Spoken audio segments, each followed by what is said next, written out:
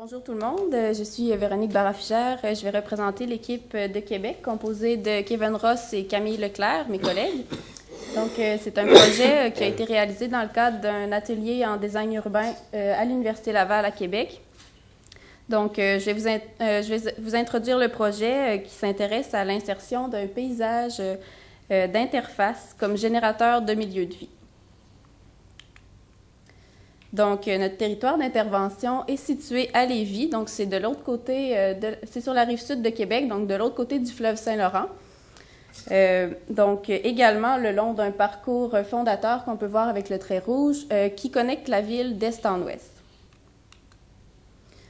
Donc, on retrouve également une traverse qui connecte les deux rives, un site qui est bordé aussi d'artères principales qui vont venir former un quadrilatère assez enclavé. Donc, les défis de ce site, la présence d'un golf, de centres commerciaux et énormément de stationnement. Donc, le projet Interverdir s'inscrit donc au cœur d'un paysage de la banlieue québécoise d'après-guerre. Donc, c'est vraiment une analyse des paysages du quotidien qui nous a fait émerger un constat qui a été récurrent de certains environnements québécois qu'on peut connaître.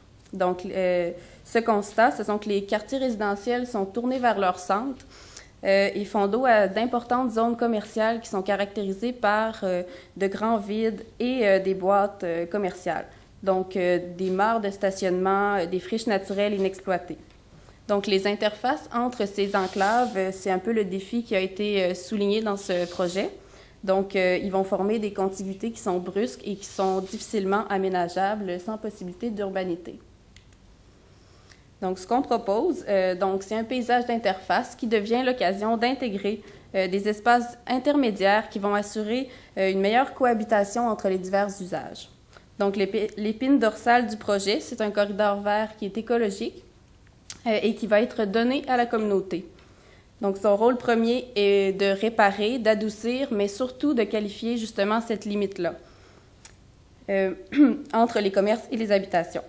Donc, le corridor va servir d'ancrage à l'implantation, premièrement, d'habitations, mais aussi de nouveaux équipements publics comme une école primaire, une garderie, de nouveaux pavillons universitaires, une bibliothèque et une panoplie de commerces de proximité.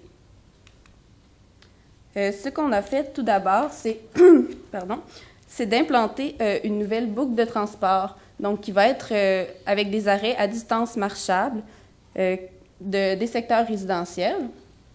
À cela, ça va justifier aussi l'implantation de nouveaux équipements qui vont devenir en complément de ceux qui sont existants. Donc, il y a eu quand même un souci de tout ce qui était équipement existant sur le site. Donc, de nouveaux logements et commerces également vont composer un milieu de vie qui est plus mixte et qui est plus varié, qui vont venir soutenir justement cette mise en effervescence du secteur. En ce qui a trait à la qualité de la vie sociale, le paysage d'interface vient également renforcer l'idée de vivre près de la nature. Donc ça, c'est un désir qu'on avait justement souligné par les Lévisiens, les habitants du quartier. Donc ça va devenir des générateurs de milieux de vie de qualité. Donc ça va proposer des espaces naturels qui sont flexibles, qui sont ouverts pour la socialisation. Donc comme exemple, on peut imaginer des jardins collectifs, des marchés publics, et des espaces de jeu qui s'inscrivent en extension avec le bâti existant et le nouveau.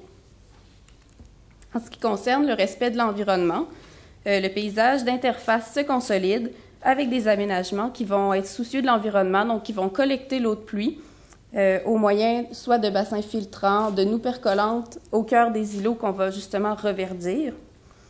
Et en plus d'être une vitrine du système écologique de la faune et de la flore, le paysage va être robuste et résilient face au changement.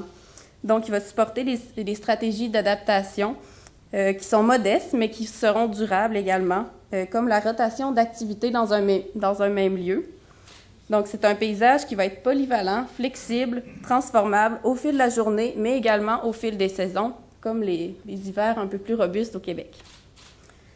Finalement, en termes de qualité architecturale, l'offre résidentielle va être respectueuse de l'échelle des tissus existants, donc en concentrant les immeubles de plus fort gabarit le long des artères principales et les R+1 davantage en cœur d'îlot des nouveaux quartiers qu'on propose.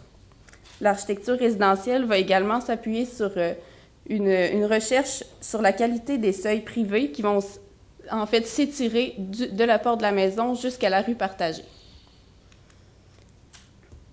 En conclusion, le projet, c'est un ancrage d'un paysage vert, d'interface dans un milieu qui était préalablement composé d'enclaves et de vides. Donc, il va se présenter comme une piste intéressante pour réparer les contiguïtés difficiles de ce secteur. Et c'est en fait un constat qui est assez récurrent dans toutes les périphéries.